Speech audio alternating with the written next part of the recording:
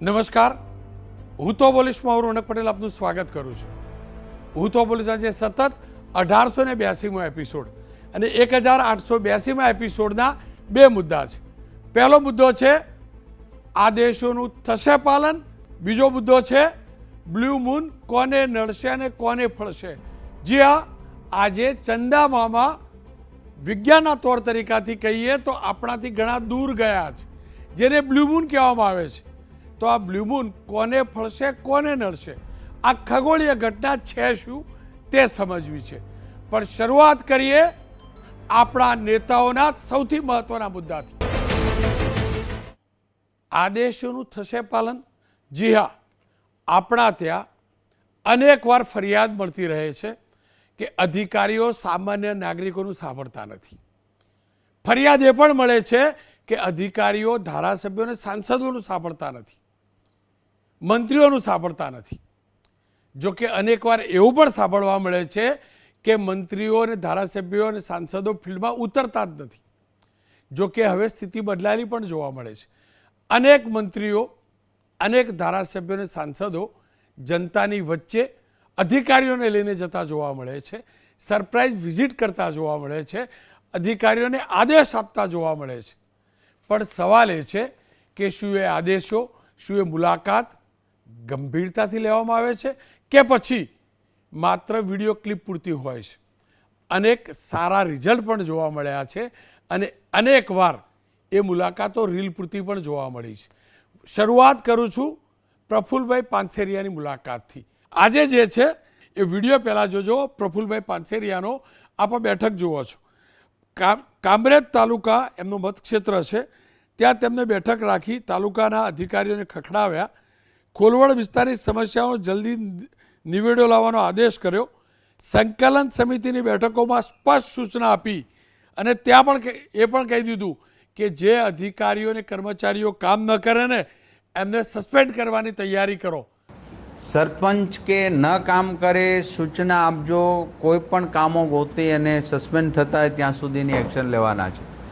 હું તમને સોંપું છું આ કામ. ટીડીઓ એટલે તમને ખ્યાલ છે ને તમારી જવાબદારી, તમારા પાવર્સની ખ્યાલ છે ને, તો એ તમે ઉપયોગ કરજો.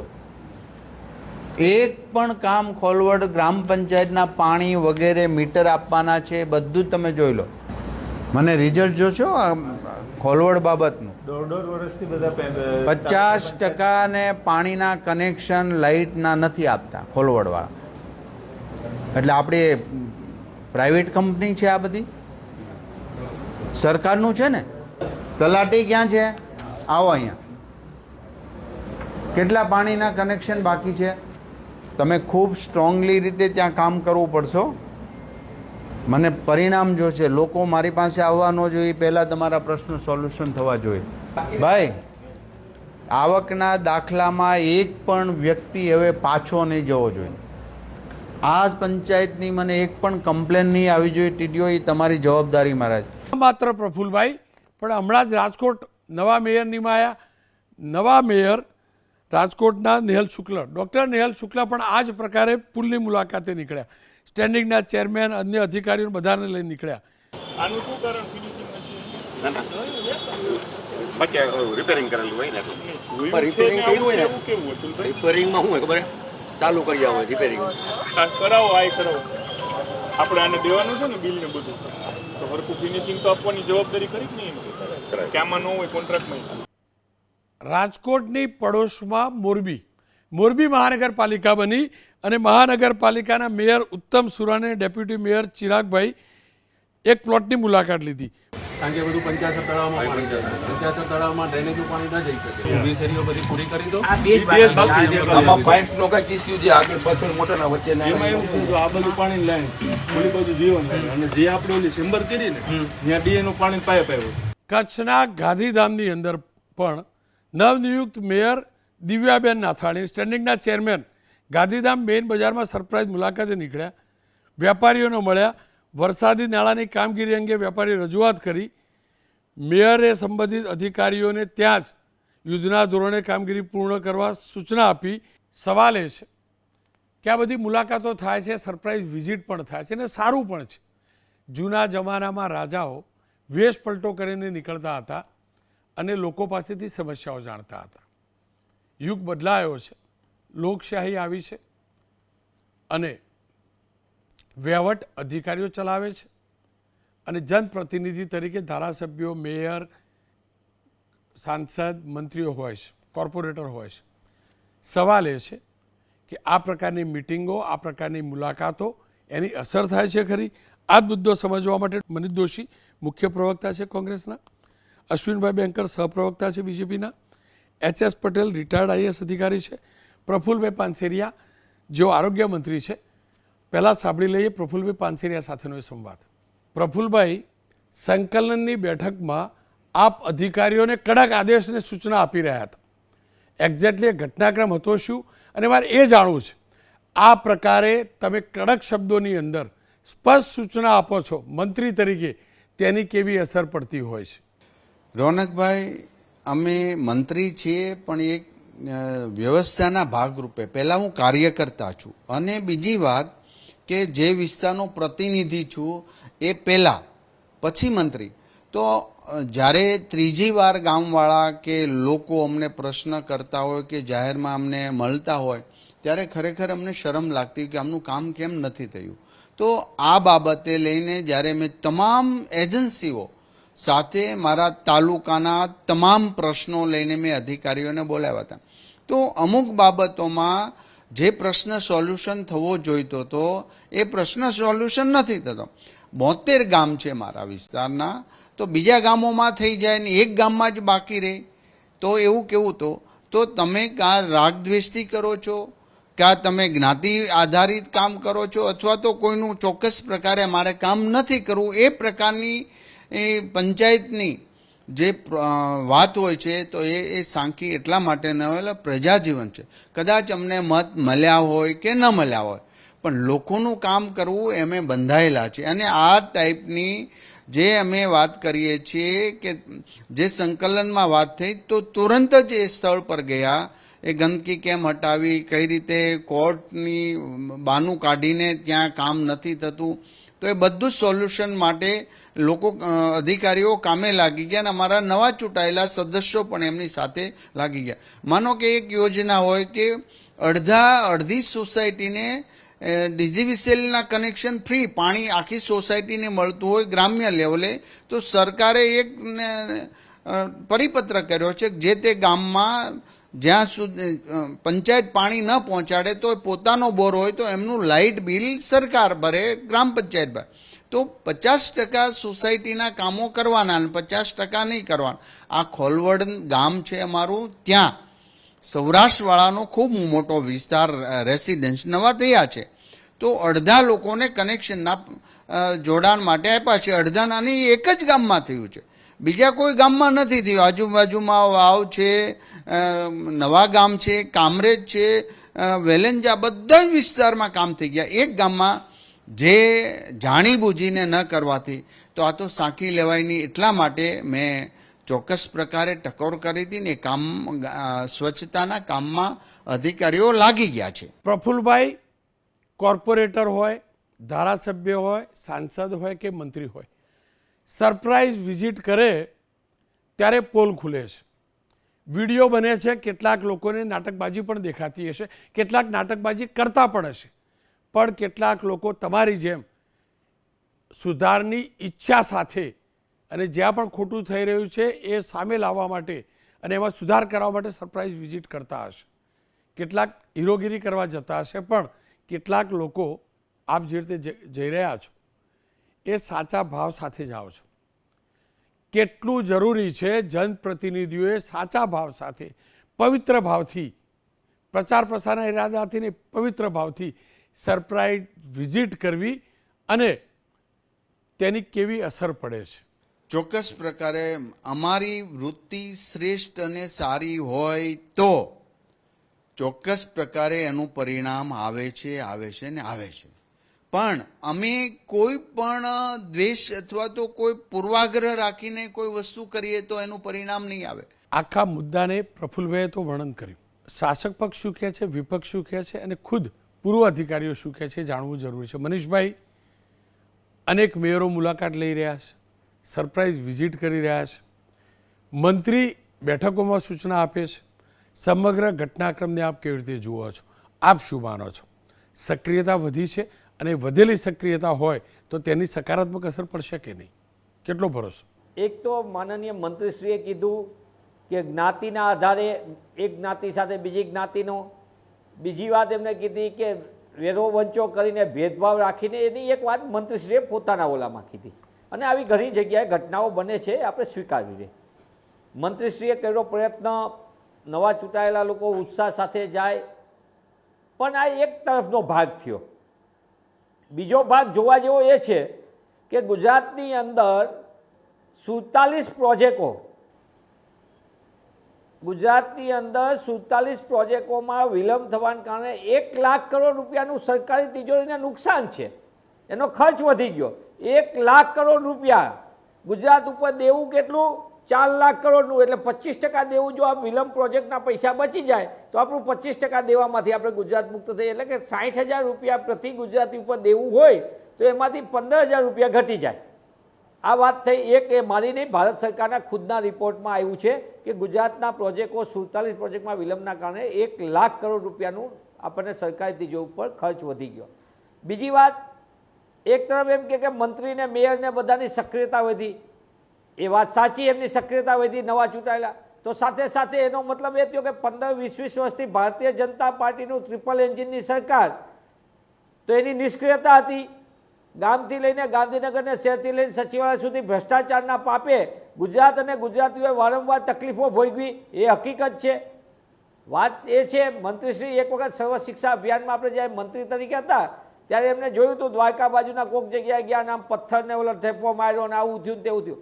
પણ સર્વ શિક્ષા અભિયાનનો હું એબીપી અસ્મિતાના માધ્યમથી જવાબદારીપૂર્વક કહું છું કે સર્વ શિક્ષા અભિયાનમાં બનેલા ઓરડાઓ, એની આવરદા ચકાસવા માટે એબીપી અસ્મિતા પોતાના દરેક જગ્યાએ એમના રિપોર્ટરો છે. તમે ચકાસણી કરો. મંત્રીશ્રીએ એક દિવસ પૂરતી રીલ બનાવી નાખી, વિડીયો આવી ગયો, આપણે ચલાવી દીધો, બધાએ ચર્ચા કરી લીધી.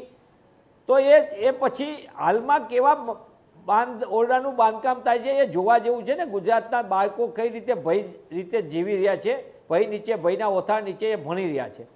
એના કરતાં અગત્યનું, મંત્રીશ્રી પોતે સંકલનમાં કીધું, સારી વાત છે ભાઈ, સંકલનમાં કીધું, પણ આવું તો વડોદરાના 5 ધારાસભ્યોએ ભેગા થઈને કીધું હતું કે કોઈ કામ સરકારમાં થતા નથી, અધિકારીઓ માનતા નથી, અધિકારી રાજ આવી છે.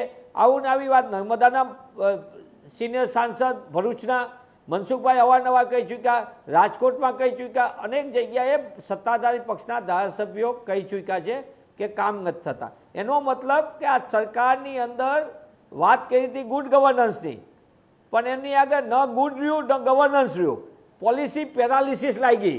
એટલે કે સરકારની વહીવટી તંત્રને સંપૂર્ણપણે લકવો લાગી ગયો છે.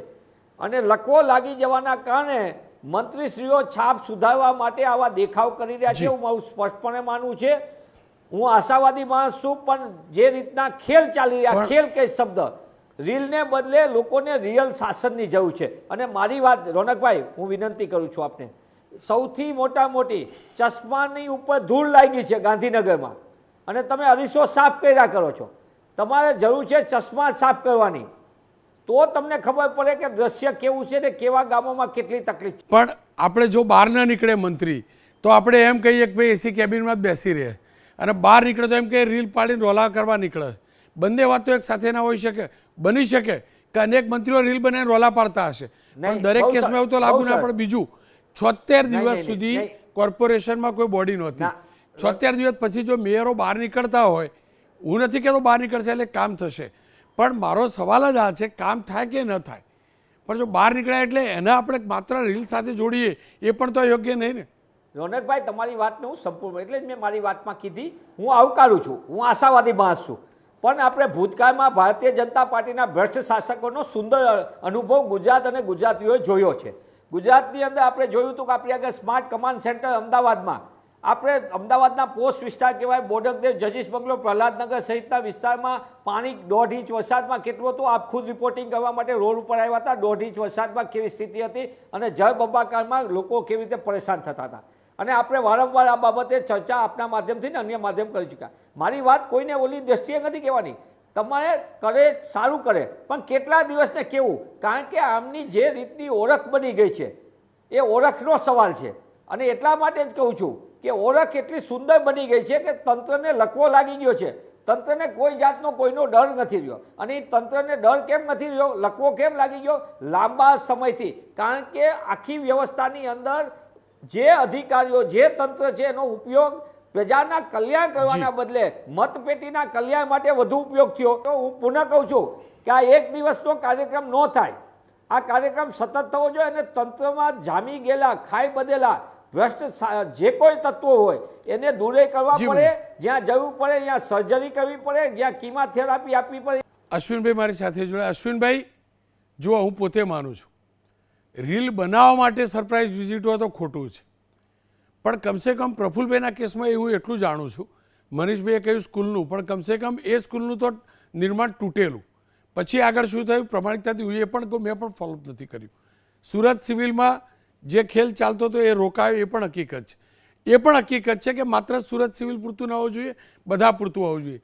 પણ સવાલ એટલો જ છે, તો પ્રફુલભાઈ બહાર નીકળ્યા, મંત્રી તો 26 છે ને, બધા આવી રીતે કરશે ખરા?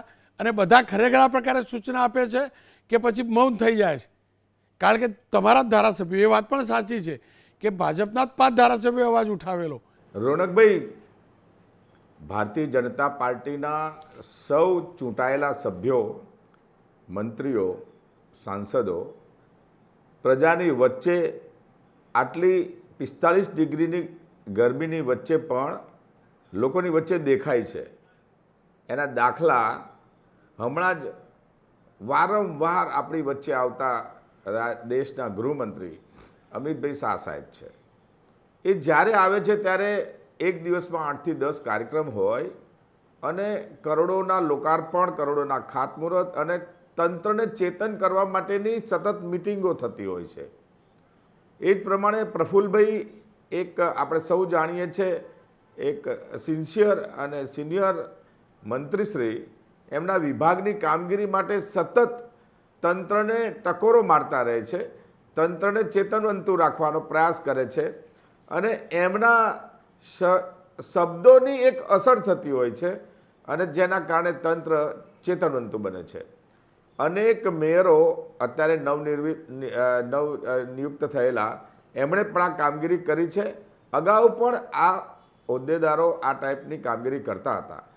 રોનકભાઈ, કોઈ પણ આ પ્રકારનું લોકતંત્રને ચેતનવંતું બનાવવાનું કામ કરતું હોય એમાં મીડિયા પણ આવી જાય. આપ સતત, હું તો પોલીસના માધ્યમથી સરકારને પ્રશ્ન કહો છો, સરકારને બતાવો છો, ત્યારે ચોક્કસથી હું એમ કહું કે સરકાર દરેક વાતને સંજ્ઞાનમાં લઈ અને એના ઉકેલો, એના કોઈ પણ રસ્તા અથવા એને દુરસ્ત કરવાનો પ્રયાસ કરે છે.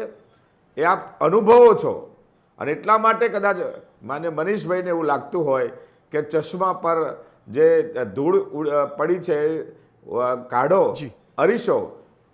અરીસો સ્પષ્ટ છે, એટલે જ ભારતીય જનતા પાર્ટીના લોકો ખોબે ખોબે મત આપે છે. ચોક્કસથી તંત્રને ક્યાંક ને ક્યાંક ટકોરો મારવાનો પ્રયાસ છે. હમણાં પ્રફુલભાઈએ જેમ કહ્યું કે આવકના દાખલામાં ક્યાંક ને ક્યાંક તલાટીઓ મળતા ન હોય, ઘણી જગ્યાએ એવી ફરિયાદ આવે છે. તો એક મંત્રીશ્રીએ એમના આ માધ્યમથી, એમના રીલના માધ્યમથી સમગ્ર રાજ્યના તલાટીઓને સૂચના કરી છે કે આ નહીં ચાલે. આવકનો દાખલો એ ગરીબ માણસોને આપવાનો હોય છે. એના માટે જ્યારે તમારી પર ફોન આવે ત્યારે તમારે સત્વરે કચેરી પર જઈ અને આવકનો દાખલો આપવાનો છે. તો આ સરકારની પ્રતિક્રિયા છે અને એનું તંત્ર એક સાથ પણ આપે છે. એટલે આ એક આવકારદાયક બાબત છે. અને આશાવાદી મનીષભાઈને હું વિનંતી કરું કે આશા રાખો, આ તંત્ર ખૂબ સારું છે. અને લખવાની પરિસ્થિતિ હોત તો આવો મોટો વિકાસ ના થાય, આવી પ્રગતિ ના થાય, આવી યુદ્ધની પરિસ્થિતિની અંદર પણ આપણે સારી રીતે ચાલીએ છીએ. નેશનલ કેલેમિટી આવે છે તેમ છતાંય આપણે આગળ વધીએ છીએ. તો આગળ વધતા આ તંત્રને તમે બિરદાવો, અને નહીં બિરદાવો તો ચોક્કસથી જનતા જાણે છે, જનતા પ્રજા જાણે છે, એટલા માટે તમને ક્યાંક ને ક્યાંક ઉભા રાખે છે. ભારતીય જનતા પાર્ટી જવાબદારીમાં માને છે. આ અશ્વિનભાઈ, સતત ચાલતી પ્રક્રિયા ખેર, છે. આ અશ્વિનભાઈ. કરતી રહી અને સૌ લોકો કરતા રહેશે. અશ્વિનભાઈ, સતત ચાલતી પ્રક્રિયા તો દિયોદરની ચૂંટણી પણ હતી. બે વખત તંત્રએ કેવી રીતે પોસ્ટપોન કરીને ખેલ કર્યો ને એ હું જાણ્યું, એટલે બહુ જાજુ નહીં પડવું. તંત્ર શું ખેલ કરે છે ને, હું તો તંત્ર શબ્દ જ, કારણ કે તંત્ર બગડી ગયેલો, તંત્ર શબ્દ જ બંધ કરી દીધો, પ્રશાસન કરી દીધો. પણ એ દિયોદરમાં શું ખેલ થયો તો બોલવું નથી. અને આવા તો એક નહીં અનેક કિસ્સા તમે જાણો. ખાણ ખનીજ ખાતું કશું નથી કરતું, ચોટીલામાં પ્રાંત ઓફિસરે દરોડા પાડવા પડે તમે જાણો, માયરિંગ અધિકારીઓ શું કરે તમે જાણો. એટલે મહેરબાની કરીને તંત્રનો જગાડશો જ નહીં, ઊંઘવા જ દો, પૂરું થઈ ગયેલું. એટલે મહેરબાની કરીને એની ફેવર ના કરશો. અને બીજું આઈને આઈને તમારામાં એ તમારું રહસ્યમય હાસ્ય છે ને, વિનંતી સાથે કહું, હું તમને સરકારનો કહું. પક્ષ લેવો પડે એવો નહીં, છે. હું ક્યાં ના પાડી કે ક્યાંક ને પણ? ક્યાંક અરે એક- મેં ક્યાં ના એક પાડી? વિભાગ જો નબળો પડે તો બીજા વિભાગને સાહેબ, પણ સાહેબ એટલે પણ- મનસા પણ નબળો એ- ક્યાં પડે? પેલો તો કરવા જ નથી માંગતો. પદાધિકારીઓની માન્ય પેલા મુખ્યમંત્રીની નહીં, પેલા કરવા જ નહીં માગતા. મંત્રીઓની સાંભળો જે ને. મનસા છે કે કામ નહીં, કરાવવું ખાણ છે ખનીજ અને વિભાગ ગમે તે સાંભળો રસ્તે તો કામ ખરા કરાવવું છે, બાબત. એમની મનસા ફલિત થાય સાહેબ, ખાણ ખનીજ વિભાગ શું કરે છે ને આપણે જાણીએ છીએ ને. નહીં બોલવું એટલે નહીં બોલવું. કેટલા પુલ પડે જાણીએ છીએ ને. હમણાં પેલો ગઈકાલે જ આણંદથી વિઝ્યુઅલ આવ્યા, પુલ બનતો તો નીચે પડ્યો. બરાબર, આ કોંગ્રેસ વખતે પેલું બુલડોઝરવાળા પેલું ઉપર જેસીબી પહોંચાડવું પડેલું, અને પછી પેલો ટાંકી નીચે તોડાયેલી વર્ષો જૂની ટાંકી, અને ગણતરીના મહિનામાં ટેસ્ટિંગ વખતે આખી ટાંકી પાણીમાં નીચે પડી ગઈ હતી. એટલે આપણે બહુ જાજુ નહીં પડવું. પટેલ સાહેબ મારી સાથે જો, પટેલ સાહેબ, નેતાઓ ઠીક, પણ મંત્રીઓ અને આ મેયરો જે સૂચના આપે છે એને કેટલી ગંભીરતાથી અધિકારીઓ લેતા હોય છે, કે પછી એવું જ સમજે કે એક વખત આપી સૂચના આટલું કામ કરી દો, પછી પાછું હતું એ નહીં. મારું તો રોનકભાઈ એ કહેવું છે કે રાજ્ય સરકારે, હું જ્યારે કલેક્ટર હતો અને કમિશનર હતો ત્યારે સિટીઝન ચાર્ટર લાવ્યા હતા, એટલે નાગરિક હકપત્રક. એની સાથે લાવ્યા ધી પબ્લિક સર્વિસ એક્ટ, કે જેમાં કોઈ અધિકારી કર્મચારી પણ જો કામ ન કરે તો એની સામે દંડ સહિતની કાર્યવાહી કરવાની. રોનકભાઈ, કોઈક કારણસર આ બધી બાબતો છે ને થોડીક ભૂલાઈ ગઈ એવું લાગે છે. તમે જે પ્રશ્નો જે બધા જ રજૂ કરો છો ને, પ્રફુલ્લભાઈને મેં સાંભળ્યા. પ્રફુલ્લભાઈ મારા મિત્ર છે, ઉત્સાહી છે, કામ કરવાવાળા માણસ છે, કે એણે જે ખોલવડનો પ્રશ્ન રજૂ કર્યો, કે હું સુરતમાં હતો એટલે મને ખબર છે કે વાવ અને કામરેજની આજુબાજુનો વિસ્તાર એ it is as good as municipal corporation છે.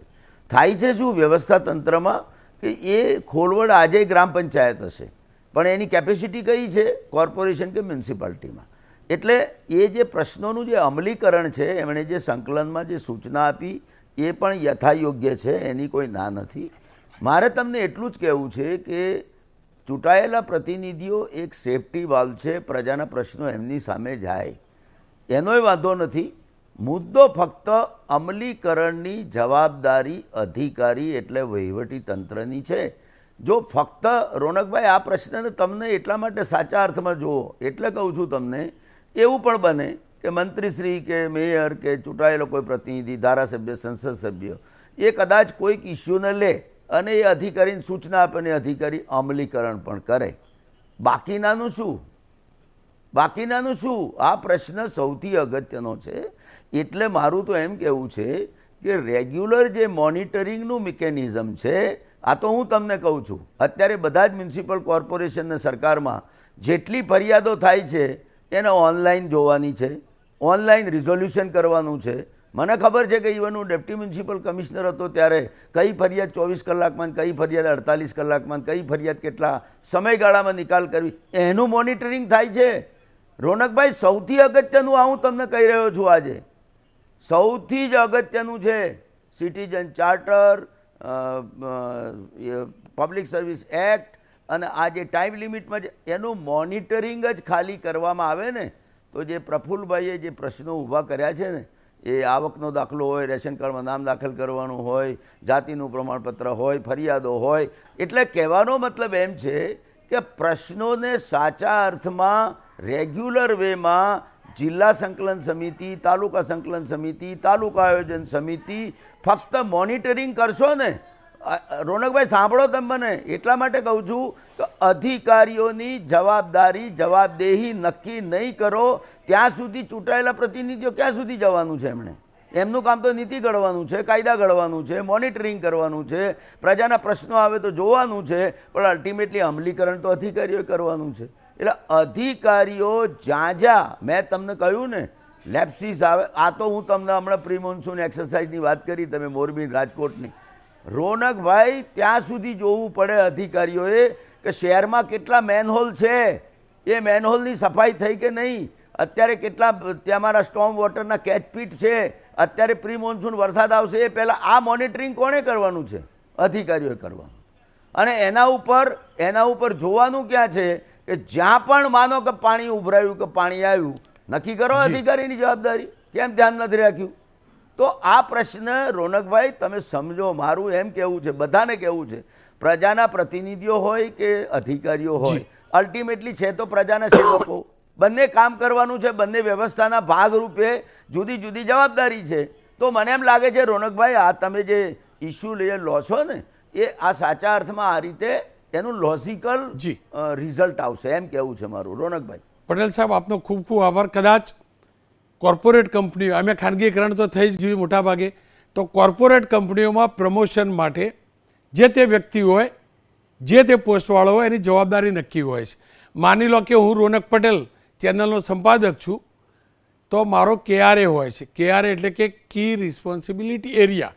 મારી રિસ્પોન્સિબિલિટી નક્કી કરેલી છે, એના ગુણ નક્કી કરેલા છે, એની અંદર હું જેવું પરફોર્મ કરું છું મારી જે જવાબદારીમાં, એના પ્રકારે મારું ઇન્ક્રીમેન્ટ ને પ્રમોશન આવે છે. બસ ઠીક આ જ રીતની કોઈ વ્યવસ્થા ગોઠવા છે ને સરકારી તંત્રમાં, તો અધિકારીઓ આપોઆપ એમની જવાબદારી નિભાવતા થશે. એ હકીકત છે. અધિકારીઓની રિસ્પોન્સિબિલિટી નક્કી કરવી જરૂરી છે, એનું મોનિટરિંગ કરવું જરૂરી છે, અને મોનિટરિંગ કરવાની જવાબદારી મંત્રીઓ, જે તે વિભાગના વડાઓ, કોર્પોરેશન હોય તો મેયર, સ્ટેન્ડિંગ ચેરમેન, જે પણ બોડી હોય, જિલ્લા પંચાયત, તાલુકા પંચાયત, વિધાનસભા, લોકસભા, સાંસદ, ધારાસભ્ય, આ તમામની પણ નક્કી કરવી જોઈએ કે આ મોનિટરિંગ કરે. અને જો એ પ્રકારે સુચારુ રૂપે ચાલશે તો જ પ્રશાસનિક સુધારા થશે. પ્રયાસ ચોક્કસથી થયો છે, જનપ્રતિનિધિઓ પ્રફુલભાઈ પટેલ સહિત કર્યો છે. આશાને અપેક્ષા રાખું રોજ એમને આવું નીકળવું ન પડે, અને ઓફિસમાં બેઠા બેઠા આખો રિપોર્ટ, જેન્યુન રિપોર્ટ મળે, અને રિપોર્ટ પ્રમાણે અધિકારીઓ સામે કાર્યવાહી થાય.